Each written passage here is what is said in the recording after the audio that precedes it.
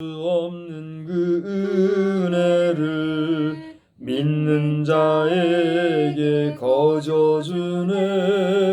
형제여 주 앞에 나와서 더 지체 말고 곧 받으라.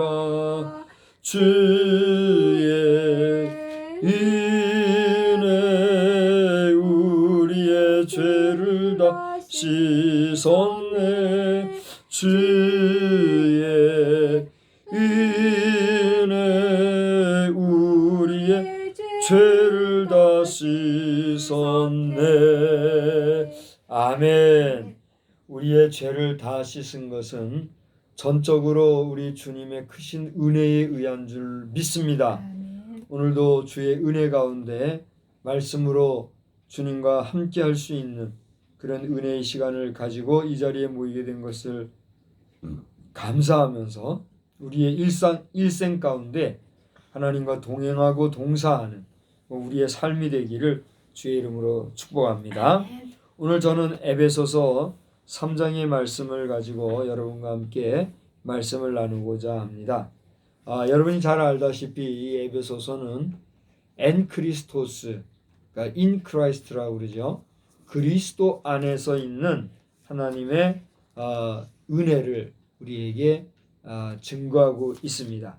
여러분이 에베소서 1장에서부터 쭉 읽어보면 예수 안에 있는, 그리스도 안에 있는 이런 식으로 하면서 예수 안에 엔크리스토스 사상이 많이 나타나 있는 것이 에베소서라고 합니다.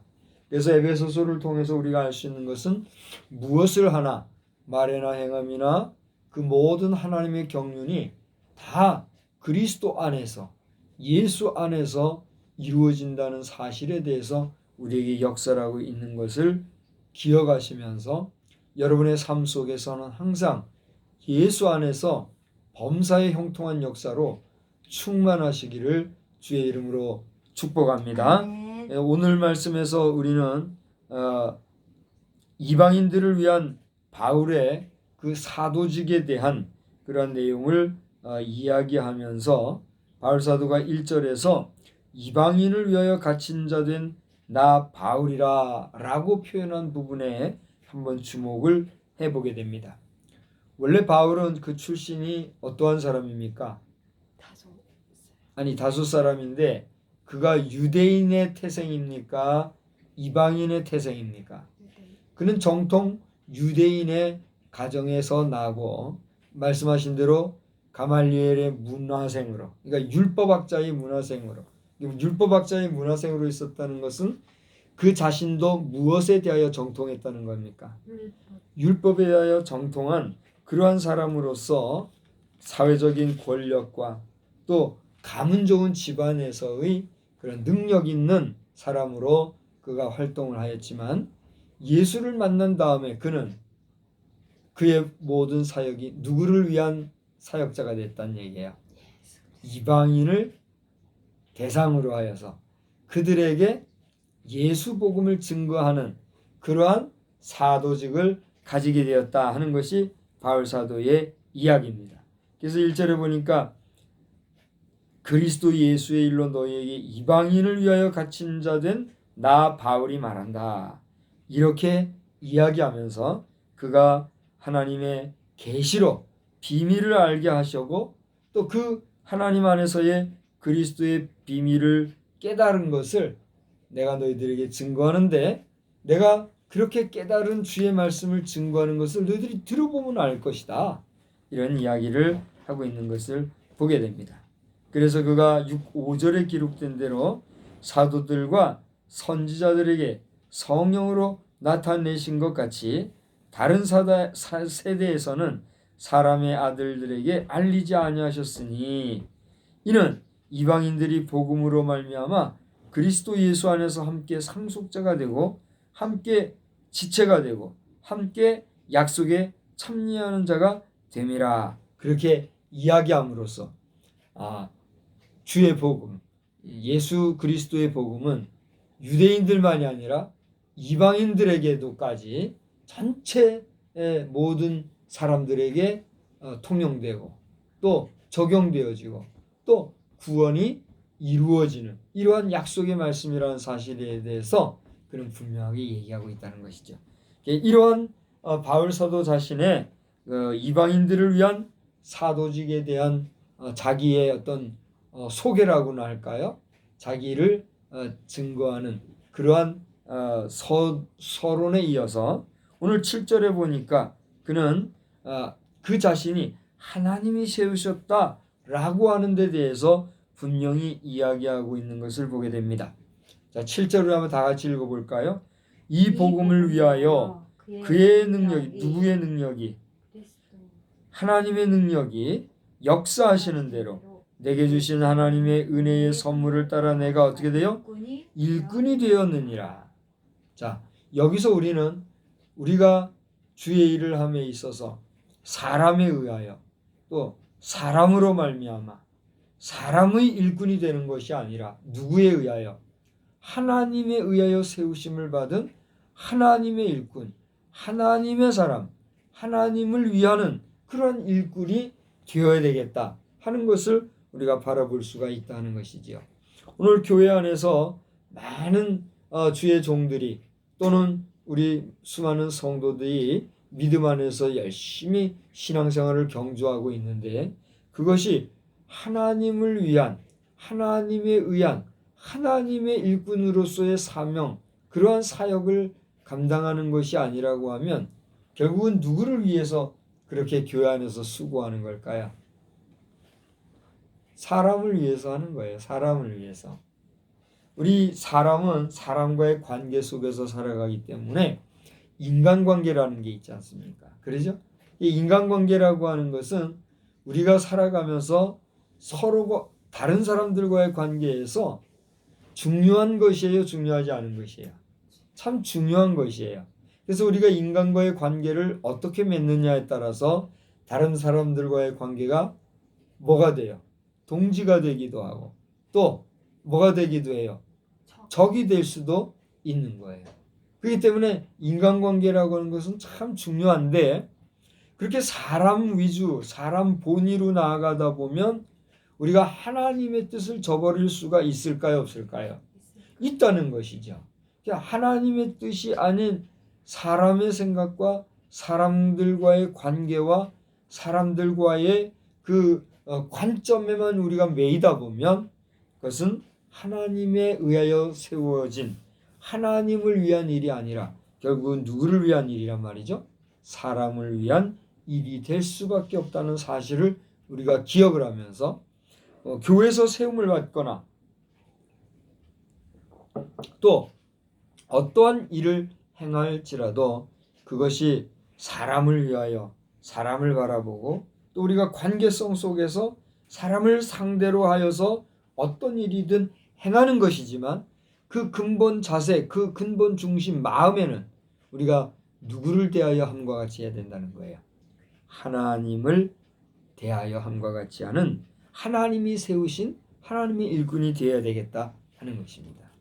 바라기는 저나 여러분이나 우리가 하는 모든 일들, 기도하고 말씀을 전하고 또 봉사하고 구제하고 헌신하는 이 모든 일들이 결국은 하나님의 일꾼으로서 우리가 복되게 수행해 나가는 복된 역사가 넘치기를 주의 이름으로 축원합니다.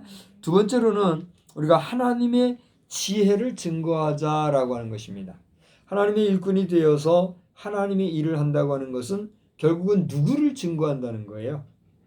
하나님을 증거하는 거예요. 자, 그렇다면 하나님은 어떤 분인가? 여러분이 한번 얘기해 보세요. 하나님은 어떤 분이십니까? 하나님은 어떠한 속성을 가지신 분이고 하나님은 여러분이 믿기를 어떻게 믿고 있습니까? 자, 좋습니다. 이야기해 봅시다. 하나님은 거룩하신 분이요. 또 전지전능하신 분이요. 또 나를 지으신 창조주시요. 또 두 개만 더 말해 봅시다.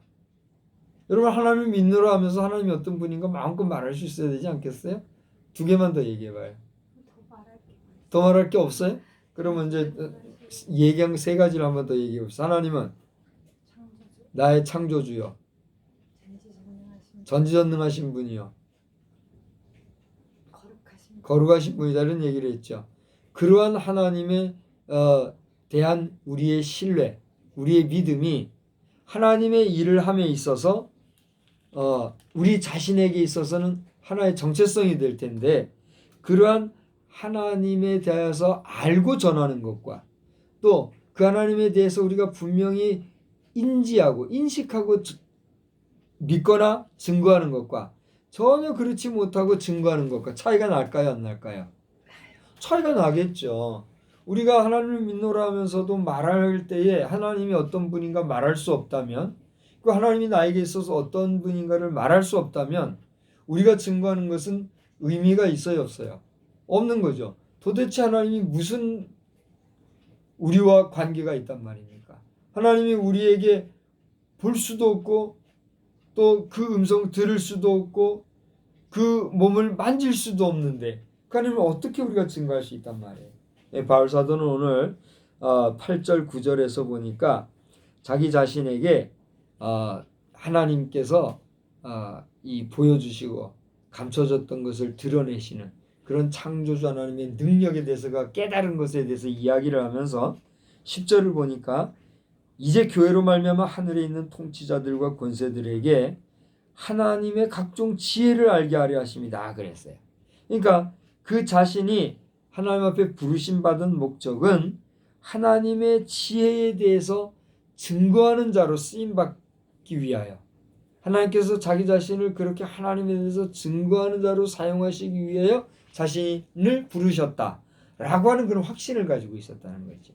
첫째로 바울 사도는 어떤 사람이 되자고 말했다 그랬죠? 아까 하나님이 세우신 하나님의 일을 하는 하나님의 일꾼이 되자 이런 얘기를 했다 그랬잖아요.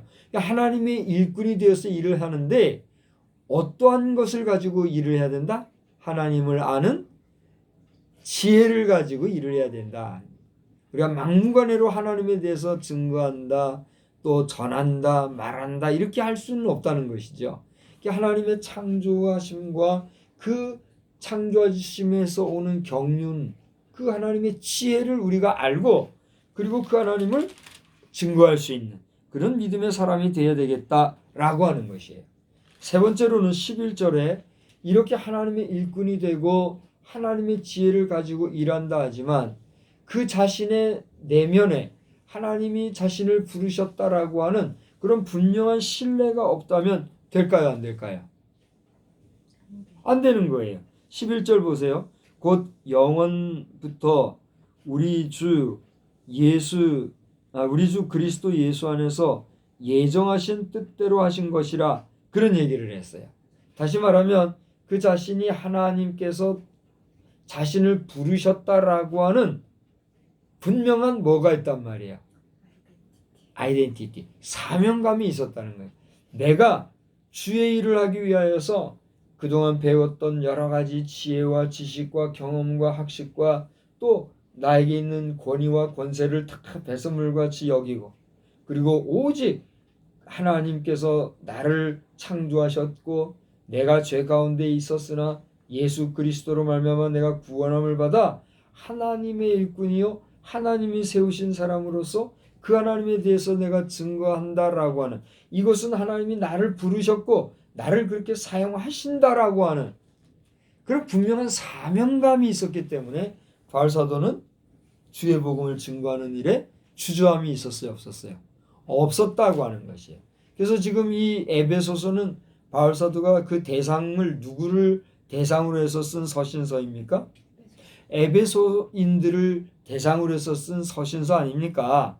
근데 여러분이 아시다시피 에베소라고 하는 지역은 항구 도시로서 물동량도 많고 그러다 보니 경제도 풍성하고 사람도 많이 모이고 문화도 발전되고 또 거기 따라 학문이라든가 철학이라든가 다양한 그 당시에 구성 요소로서는 앞서가는, 요즘 말로 하면 발달된 신도시와 같은 그런 지역의 사람들이었단 말이에요. 그런 사람들에게 주의 복음을 전함에 있어서 그 자신이 하나님이 나를 이들에게 보내셨다라고 하는 분명한 사명감이 없이는 그 일을 수행할 수 있었을까요? 없었을까요? 없었던 거죠.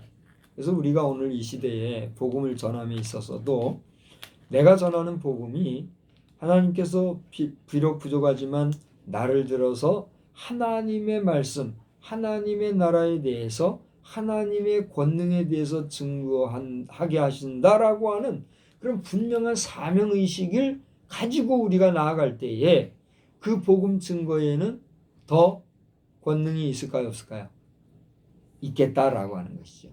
뿐만이 아니라 우리 모든 성도들이 일상의 생활 속에서 자신이 하는 그 모든 일들은 내가 어떤 직종에서 일하는 직업적인 의식도 중요하겠으나 그저 단지 싹쓸 받고 그것으로 연명하기 위한 하나의 생애 수단의 방법으로서의 직업의식이 아니라 내가 오늘 이 일을 잘 감당함으로써 나로 말미암아 이 모든 하는 일들이 잘 되고 또 이 그로써 말미암아 모든 사람을 윤택하게 할 수 있다라고 하는 그런 직업적 사명의식을 가지고 우리가 해나갈 때에 그 일은 비로소 뭐가 날 수가 있어요? 빛이 날 수가 있는 거예요. 그러니까 나는 세상의 빛이다. 우리는 세상의 빛이요. 그렇게 우리가 말할 수 있는 것은 바로 내가 어떠한 일을 어떠한 자세로 행하느냐에 따라서 거기서 빛이 나느냐 그렇지 못하느냐 하는 것이 구별이 되는 것이죠. 그러므로 여러분의 삶이 바라기는 이 땅에서 정말 주님의 빛을 나타내는 그런 분명한 사명감 하에서 주의 뜻과 섭리를 증거해 줄 수 있는 혹은 입을 열어서 혹은 무언으로 주의 복음을 증거하는 귀한 사명자로서의 삶에 충실하시기를 주의 이름으로 축원합니다. 마지막으로는 오늘 바울 사도는 이렇게 그 자신이 하나님 앞에 부르심을 받아서 또 부르심의 확신을 가지고 또 사명감 가운데 주의 복음을 증거하는데 그 자신이 증거하는 그 복음의 진실성이나 거룩함이나 성결함이 없다고 하면 그 말씀에 능력이 있을까요, 없을까요? 없는 거죠. 그래서 우리가 신학적으로 몇 가지 중요한 용어가 있는데 그것은 뭐냐면 하나님의 말씀을 증거하면은 로고스가 있어야 된다. 이 로고스라고 하는 말은 뭐냐면 말 그대로 하나님의 말씀이라는 거예요. 그러니까 하나님의 말씀 로고스라는 건 뭐냐? 그 로고스의 핵심은 하나님과 인간과의 관계에서 그 인간이 어떻게 하나님과 단절되었으며 이 문제를 해결하기 위해서 누가 이 일을 감당했는가? 예수 그리스도다.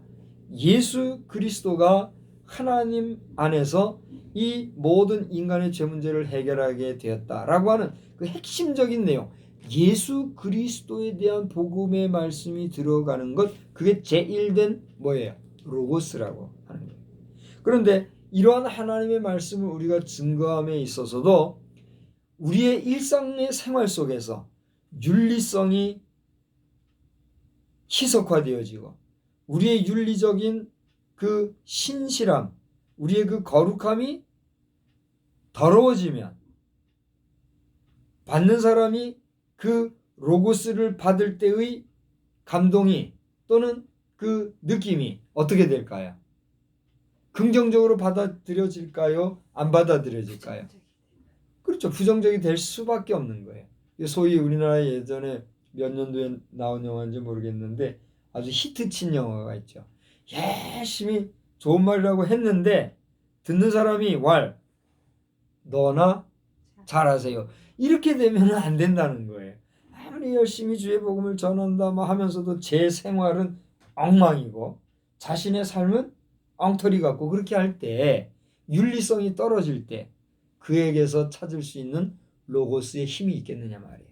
그래서 하나님의 말씀을 복음을 증거함에서는 이토스, 윤리의식이 있어요. 윤리성이 있어야 된다. 이런 얘기를 해요. 이토스가 필요하다. 이런 얘기를 해요. 그런가 하면 이제 세 번째로는 뭐가 있어야 되냐면 하나님의 말씀이 분명히 있고 또 우리가 윤리적으로 깨끗하고 성결하고 그리고 분명하게 자신이 깨끗한 게 주의 복음을 전한다 하지만 그 똑같은 복음을 전함에 있어서 그 전함을 받는 사람에게 감동이 없다면 무슨 얘기인지 알겠어요? 이게 전달 방법일 수도 있고 그것은 또 하나의 그 복음을 증거함에서 있어서의 감화력을 얘기할 수도 있는데 우리가 분명하신 하나님의 말씀을 성결한 가운데 전한다 할지라도 그것을 받는 자로 하여금 느낄 수 있는 감동을 주지 못하면 안 된다. 그래서 주의 말씀을 전할 때는 페이토스, 감동이 있어야 된다 이런 얘기를 해요. 그래서 분명한 복음과 윤리적인 삶과 그리고 감동을 줄 수 있는 전달 방식, 이것이 온전해질 때에 하나님의 말씀은 듣는 자에게 역사가 나타날 수 있다 이런 얘기를 하는 거예요. 그런 면에서 바울사도는 오늘 그 자신이 하나님 앞에서 우리가 늘 성결하게 살아야 된다 이걸 얘기하고 있어요. 12절 한번 보세요. 12절을 보면 우리가 그 안에서 그를 믿음으로 말미암아 담대함과 확신을 가지고 하나님께 나아감을 얻느니라. 그래서 자, 우리가 하나님 앞에 담대하려고 하면 우리 자신이 어떻게 할 때에 담대할 수가 있어요? 우리가 하나님 앞에서 내가 너나 할 것 없이 우리는 죄인으로 살아가잖아요. 그렇게 죄인으로 살아가는 우리에게 까닭에 하나님 앞에 감히 무엇을 구한다, 무엇을 요구한다, 무엇을 청한다 하는 것이 가당한 말이에요? 가당치 않은 말이에요? 죄인인 우리가 하나님 앞에 무엇을 구할 수 있겠습니까? 그죠? 그 누구도 하나님 앞에서 우리는 머리 들 수 없는 죄인이니까요. 그러나 그럼에도 불구하고 그리스도 예수 안에서 구원함을 받아 의롭게 된 우리가, 깨끗하고 거룩하게 된 우리가 날마다 주의 보혈의 피로 씻어 의롭게 되며 나를 돌아보아 세속에 물들지 않고 거룩하고 성결하게 살아갈 때, 그때는 우리가 하나님 앞에 무엇이든 구할 수 있어요, 없어요? 구할 수가 있는 거예요. 그때 비로소 우리는 하나님 앞에 담대할 수가 있다는 얘기예요. 그래서 바울 사도의 결론은 뭐냐면 담대함과 확신을 가지고 하나님께 나아감을 얻을 수 있는데 그것은 어떻게 되면 그것이 가능하다는 얘기예요. 우리의 삶이 거룩할 때, 성결할 때 그게 가능하다는 것입니다. 오늘 우리 교회는 여러 교단들이 있습니다만 그 중에서도 우리 성결교회 성도들은 성결이라고 하는 말을 참 많이 들을 줄 알아요. 그죠? 성결이라는 게 뭡니까? 하나님 앞에서 깨끗하다는 거예요. 거룩하다는 거예요. 완전하다는 거예요. 온전하다는 거 아니겠습니까? 그러나 사실상 이 성결의 핵심이 무엇이냐? 깊이 들어가 보면 모든 사람과 더불어 화목함과 거룩함을 좇는 거예요. 그래서 히브리서 12장 13절인가요? 한번 찾아봅시다. 잘 외워졌나 못 외워졌나 모르겠는데 맞을 거예요. 히브리서 12장 13절 찾아봐요. 14절 죄송합니다. 히브리서 12장 14절 다 같이 읽어봐요. 모든 사람과 더불어 화평함과 거룩함을 따르라. 이것이 없이는 아무도 주를 보지 못하리라. 우리가 주님을 보기 위하여, 주님을 만나기 위하여, 주님이 거하신 천국에 가기 위하여 우리가 신앙생활하는 것도 그 좋은 결과가 있어야 의미가 있는 것이지, 우리가 주님을 만나지 못한다면, 주를 볼 수 없다고 하면 우리 신앙생활이란 게 의미가 있어요, 없어요? 의미가 없는 거예요. 도대체 무슨 의미가 있습니까? 지금 이 시간만 해도 그래요. 우리가 뭐 길면 3-40, 짧으면 3-40분, 길면 1시간 정도 수요일 저녁마다 우리가 이 자리에 모이지 않습니까? 왜 모여요? 왜? 모여서 뭐 하는 겁니까? 뭐 여러분 다 알다시피 모이면 기도하고 찬송하고 말씀 보고 또 기타 성도 간의 교제를 하거나 또 여러 가지 우리의 현안 문제를 다루거나 이렇게 하지 않습니까? 그게 무슨 의미가 있느냐 말이에요. 주님도 못 만나는데. 그렇지 않습니까? 와, 이렇게 주일마다 모이고 또 수요일마다 모이고 심지어는 새벽에도 모이고 뭐 어떤 교회는 금요일도 모이고 또 철학기도 모이고 금식하면 아이고 목사라도 가만히 모임을 돌아보면은 참 버거워요. 교회 생활 같이 힘든 데가 어디 있어요 사실. 그렇지 않습니까? 우리 성도 여러분 그렇지 않아요? 우리 목회자 여러분 그렇지 않습니까? 참 힘들어요 사실 돌아보면. 근데 그것이 힘들지 않은 것은 왜 그래요? 그렇게 모여서 말씀의 떡과 잔을 나누고 함께 기도하고 하나님 중심으로 나아가다 보니 우리가 세상에서 여러 거칠어지고 세상에서 여러 욕심이 또 세상에서 여러 가지 죄악된 것들이 묻을 틈이 있어요 없어요? 없는 거예요. 그러니까 우리가 상대적으로 이 세상에 살아가지만 세상에 속하여 있지만 죄와 타협하지 않고 죄와 상관없이 하나님을 두려워하고 살아갈 수가 있는 거란 말이에요. 그 결과 우리는 뭘 만나요? 어떻게 될 수 있어요? 누구를 만날 수 있어요? 우리 주님을 만날 수가 있는 거란 말이에요. 그런데 그렇게 하면서도 나중에 가서 주님을 못 만난다? 주님 앞에 섰을 때 주님이 누구시에요? 난 너를 도무지 모르겠는데 이 약하고 못된 종아 내게서 물러나라. 아이 그렇게 한다고 당한다고 내침을 당한다고 생각을 해보자. 얼마나 서글픈 거였습니까? 그렇잖아요. 그러므로 바울사도는 우리에게 성결함을 가지고 그래서 저는 성결교회 목사로서 우리 교단이 얘기하는 성결의 핵심적인 내용이 뭘까? 다름이 아니라 우리 성결교단의 헌법에서 정해놓고 있는 성결의 핵심 성구가 있네. 이게 뭐예요? 모든 사람으로 더불어 화평함과 거룩함을 줬잖아. 여러분 다른 사람들과 화평을 줬다 보면 싸울 일이 있어요 없어요? 없는 거예요. 그러다 보면 거기서 뭐가 올 수 있어요? 거룩함이 올 수가 있는 거예요. 평화를 논하기 전에 먼저 우리의 중심이 하나님 앞에서 우리 심령이 화평해져야 모든 것도 술술 풀릴 거 아니겠어요? 바울사도는 성결한 가운데 주의를 잘 감당해야 된다. 이거를 우리에게 역설을 하고 있다는 사실입니다. 자, 오늘 이 저녁 시간에 우리가 오늘을 지나고 나면 이제 2020년도의 수요일 저녁 예배는 오늘 이게 마지막이네요. 그렇죠? 이 마지막 수요일 저녁 예배를 이렇게 온라인이지만 여러분과 함께 나누면서 정말 이 밤에 우리가 생각할 게 무엇인가? 그것은 비단 이 바울 사도가 에베소 교회 성도들을 향하여서 복음을 증거하면서 한 말이라서라기보다는 우리의 일상에서 우리의 삶, 우리의 오늘날 현실 속에서 우리가 어떠한 모습으로 신앙을 경주해 나가야 될까 하는 것을 생각할 수가 있는데 그 첫째는 뭐예요? 우리 자신이 하나님 앞에 세우심을 받은 일꾼이 되자는 것이요. 또 우리가 하나님의 일꾼으로서 주의 일을 할 때 무엇을 가지고 일하자고요? 하나님의 지혜를 가지고 하자는 거예요. 세 번째로는 또 우리가 그렇게 주의 일을 하는 데 있어서 나는 누가 부르셨다? 하나님이 부르셨다라고 하는 무엇을 가지고 가자? 사명감을 가지고 가자. 또 이렇게 사명을 가지고 주의 일을 함에 있어서 우리 자신이 평상시에 어떤 자세로 가자?